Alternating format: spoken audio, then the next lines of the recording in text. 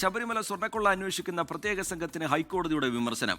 Thiruvithamkoor Devaswom board അംഗങ്ങളായിരുന്ന KP. ശങ്കരദാസിനെയും N. വിജയകുമാറിനെയും പ്രതി ചേർക്കാത്തതെന്തെന്നും കോടതിയുടെ ചോദ്യം. അന്വേഷണ സംഘത്തിന്റെ മെല്ലെപ്പോക്കിലും കോടതി സംശയം പ്രകടിപ്പിച്ചു. കേസിലെ പ്രതികളായ എൻ. വാസു, മുരാരി ബാബു, കെ.എസ്. ബൈജു എന്നിവരുടെ ജാമ്യം തള്ളിയ ഉത്തരവിലാണ് കോടതിയുടെ പരാമർശം.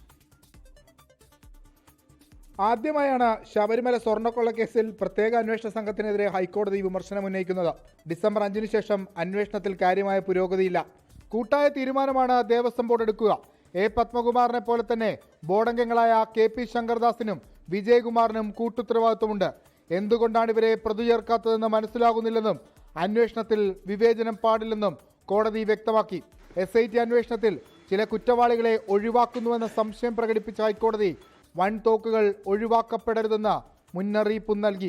സ്വർണ്ണക്കവർച്ച കേസിലെ പ്രതികളായ തിരുവിതാംകൂർ ദേവസ്വം ബോർഡ് മുൻ പ്രസിഡന്റ് എൻ. വാസു, മുൻ അഡ്മിനിസ്ട്രേറ്റീവ് ഓഫീസർ മുരാരി ബാബു, തിരുവാഭരണ കമ്മീഷണർ കെ.എസ്. ബൈജു എന്നിവരുടെ ജാമ്യാപേക്ഷ ഹൈക്കോടതി തള്ളി.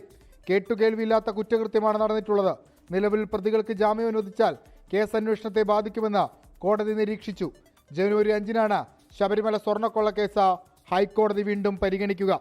വിഷ്ണു സുരേഷ്, 24 കൊച്ചി. ലോകത്തെവിടെയായാലും ഏത് സമയത്തും 24 വാർത്തകളും ഓഗ്മെന്റഡ് റിയാലിറ്റി പാക്കേജുകളും എക്സ്പ്ലെയിനറുകളും വിശദമായി കാണാൻ ഞങ്ങളുടെ യൂട്യൂബ് ചാനൽ നിങ്ങൾക്ക് സബ്സ്ക്രൈബ് ചെയ്യാം.